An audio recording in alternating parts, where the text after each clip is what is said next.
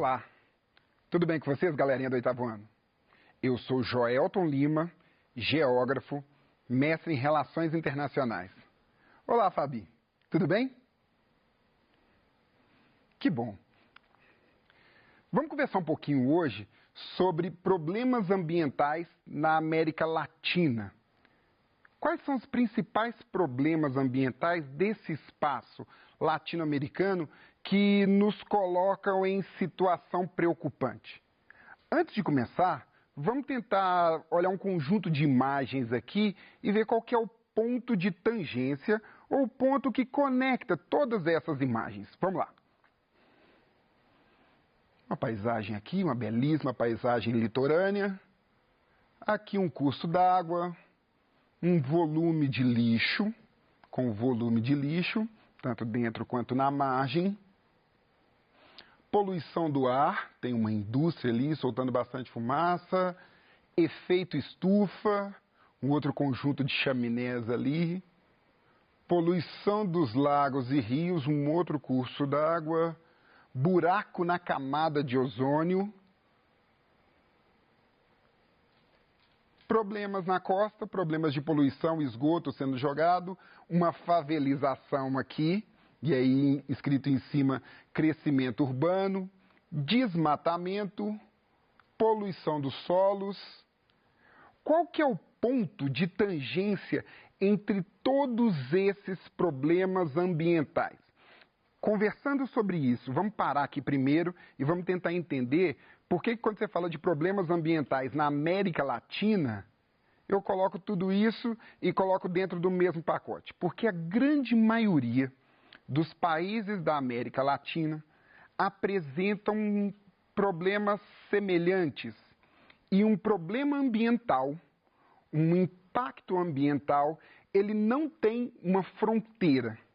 A maioria dos impactos ambientais, eles causam prejuízo a uma sociedade muito maior do que aquela intraterritorial. Então, quando você pensa em problema ambiental e a gente fala de América Latina, é de verdade problema ambiental para aquela sociedade que não cuida muito bem do seu território e para sociedades vizinhas, ainda que as sociedades vizinhas cuidem muito bem da questão ambiental, do seu território. A maioria das sociedades na América Latina tem sérios problemas ambientais. E qual que é o ponto de tangência? O que conecta todos esses problemas aqui que a gente viu? A ação antrópica. É isso mesmo. Os seres humanos. Quando a gente fala de ação antrópica, a gente está falando daquele conjunto de ações que nós, seres humanos, nossa sociedade, ela promove no espaço.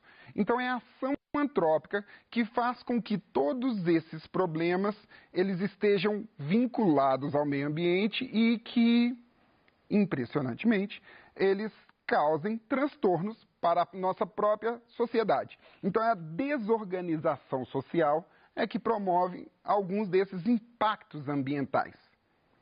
Mas espera, é possível crescer? É possível evoluir socialmente? É possível evoluir de maneira urbana ou no ambiente rural, controlando esses problemas ambientais? É o que a gente vai ver hoje.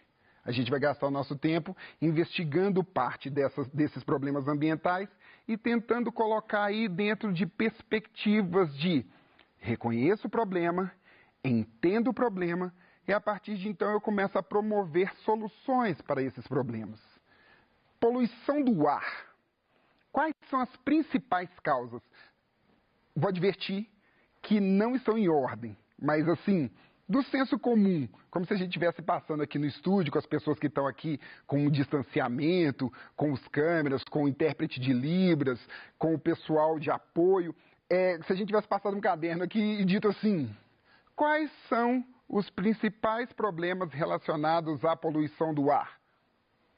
Veículos motorizados que liberam gases como monóxido de carbono. Então, toda vez que lá no seu bairro o motorista liga o ônibus, quando ele dá aquela acelerada, o dióxido de carbono é liberado. Quando seu pai liga o carro, quando a gente está nesse processo de ligar um trator, essa fumaça liberada, ela faz com que vá para a atmosfera um volume considerável de fumaça poluente e tóxica. Incêndios florestais, então toda vez que uma floresta espontaneamente ou de maneira intencional, que o ser humano coloca fogo, aquela fumaça é prejudicial e polui. Poeiras dos desertos, e aí não é o nosso caso aqui na região sudeste, mas em lugares onde o processo de desertificação está avançado, em algumas cidades do Nordeste, por exemplo, aquela fumaça ou aquele pó, ele vai para a atmosfera e ele pode impactar seriamente alguns ambientes.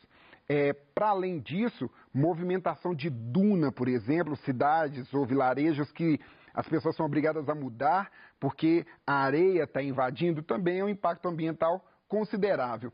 Liberação de enxofre pelas indústrias. Pensa nisso. Isso aqui, se você tivesse que apresentar, você apresentaria mais ou menos nessa ordem. Só que eu disse que não está na ordem de impacto. Por quê? Os veículos, eles não são os principais agressores da atmosfera. Alguns estudos apontam que os incêndios florestais, eles liberam muito mais CO2 para a atmosfera do que a atividade industrial e o tráfego de veículos. Pensa nisso e tenta entender qual que é o papel do Brasil dentro de um contexto de poluição ambiental na América Latina. Vamos lá, vamos tentar tocar para frente para entender. Quais são as consequências desse aumento de volume de poluentes na atmosfera? Primeiro, chuvas ácidas, a modificação da atmosfera, o aumento da acidez na formação das nuvens de chuva e aquela chuva que pode causar prejuízos muito sérios ao patrimônio público, às lavouras, o crescimento das chuvas ácidas. Os problemas com expressão são de nível respiratório e cardiovascular. Algumas cidades, o volume de poluentes é tão alto, mas tão alto, que as pessoas são obrigadas a, independente de pandemia ou não, as pessoas são obrigadas a andar de máscara. Não sei se você já leu alguma coisa, já viu algum vídeo. É legal dar uma procurada em alguns vídeos que mostram a Olimpíada de Pequim, a Olimpíada na China. Como é que era o ar de Pequim naquela época? Com a indústria soltando fumaça o tempo inteiro e atletas saindo das provas, enquanto estava tudo ali, por trás das câmeras e tal, tudo bacaninha, mas quando saía da prova, quando saía da Vila Olímpica, todo mundo era obrigado a usar máscara. E aí, era máscara para proteger, porque o ar era extremamente tóxico. Algumas pessoas que vivem em grandes centros urbanos, em determinadas épocas do ano, têm uma incidência respiratória de gases poluentes tão grande que é preciso recorrer a procedimentos médicos. Então, é legal dar uma olhada, quando você pensar em poluição da atmosfera, você conseguir visualizar que não é só chuva ácida, não é só aumento do buraco da camada de ozônio, que a gente vai falar daqui a pouco, agravamento do efeito estufa, mas diretamente aquela poluição ela pode causar sérios problemas à saúde respiratória direta dos seres humanos. Não sei se vocês viram as últimas notícias, incêndios que estavam ocorrendo na região do Pantanal e, por causa da circulação atmosférica, esse grande volume de gases, eles não ficava restrito ao Pantanal e migrava passando a fronteira dos estados. Então, em algumas situações, cidades muito grandes ficavam completamente tomadas por aqueles gases. Percebe o tanto que os incêndios florestais, o tanto que os incêndios espontâneos ou não, ou causados pela ação do homem, o quanto eles são danosos ou podem ser danosos, quais são as consequências? E pensando nisso, voltando no que a gente tinha dito no início, eles não ficam restritos ao Brasil. O incêndio no Pantanal, ele não ficou restrito por causa da circulação atmosférica, os problemas com os incêndios no Pantanal não ficaram restritos ao Brasil. Outros lugares na América do Sul também foram seriamente afetados. Efeito estufa. E aí vale a pena fazer uma parada para a gente entender alguma coisa sobre efeito estufa. Porque as pessoas fazem muita confusão e de repente você só se depara com o fim dessa confusão ou o agravamento dessa confusão quando você chega diante de um exame vestibular. Seja para educação técnica, seja para a universidade. Quando você vê o conceito de efeito estufa abordado de forma diferente. Efeito estufa é bom. Efeito estufa é positivo. A gente só está vivo nesse planeta por causa do efeito estufa. Outros planetas não têm condição de ter vida porque não existe essa camada atmosférica, e não existe essa interação entre radiação, a atmosfera e o geóide para gerar esse efeito estufa. Então, esse calor que a gente sente no planeta é fruto desse efeito estufa. E isso é bom. Promove vida na Terra. A temperatura... Qual que é o primeiro planeta? Mercúrio. E o segundo? Sabia que a temperatura no segundo planeta é maior do que no primeiro do nosso sistema solar? Por quê? Porque Mercúrio não tem atmosfera. Então, essa atmosfera faz com que esse calor ele seja preservado aqui. A preservação de calor dentro do nosso planeta é chamada de efeito estufa.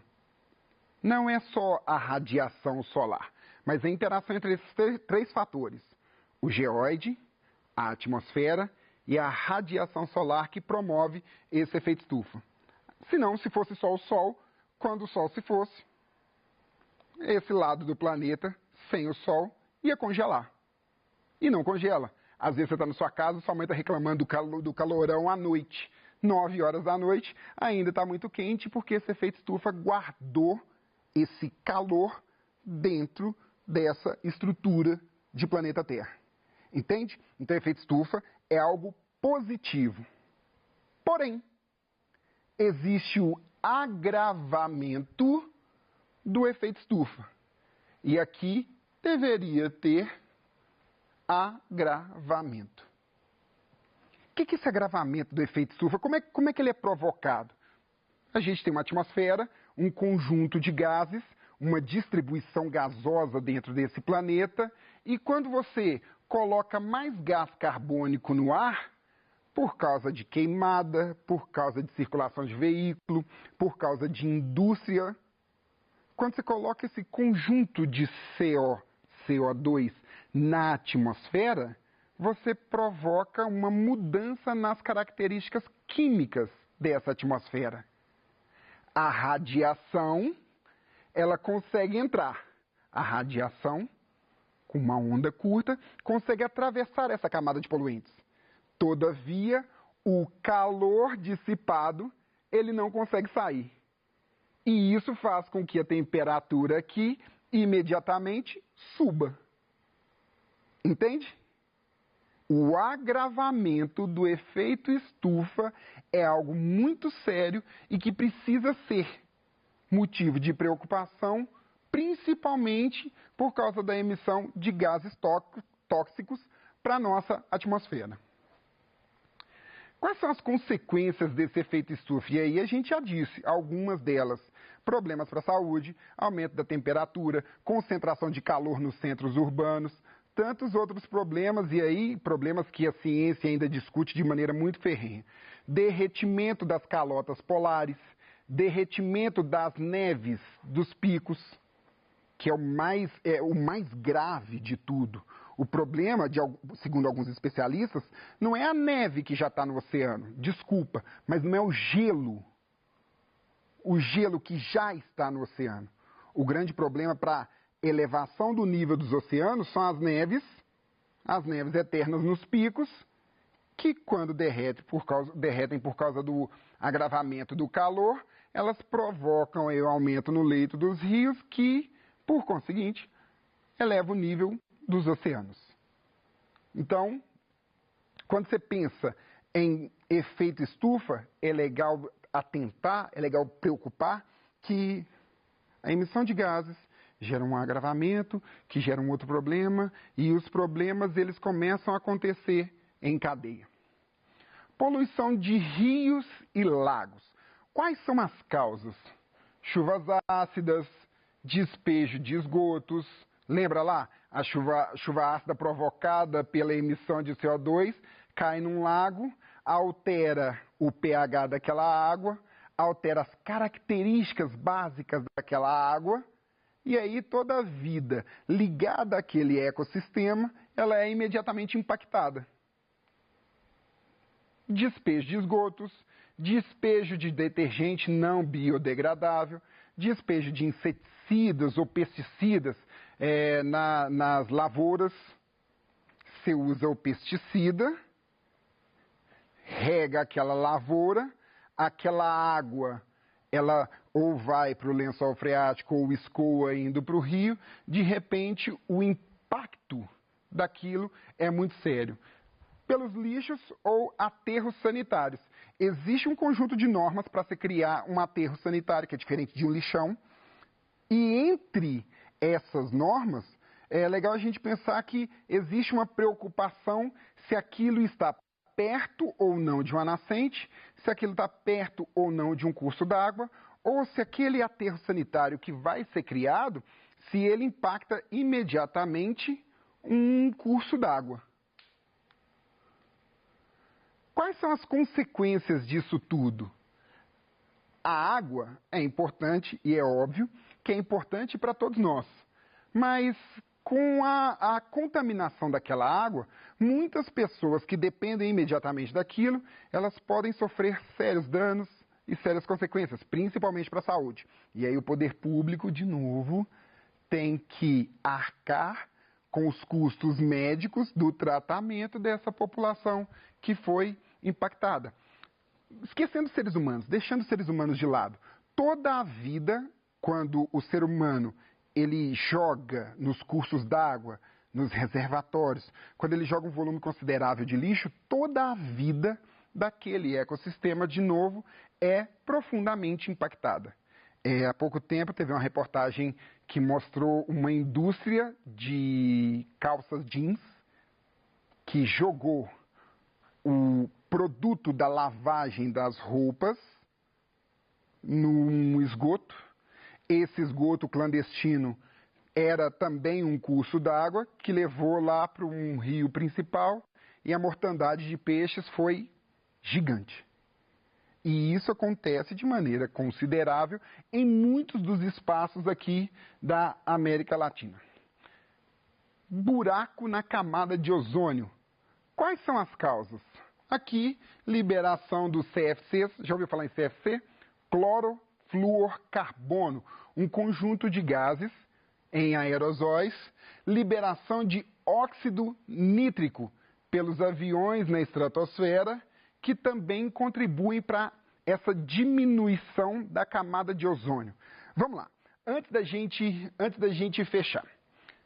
A consequência da radiação ultravioleta excessiva também pode diminuir o crescimento das plantas.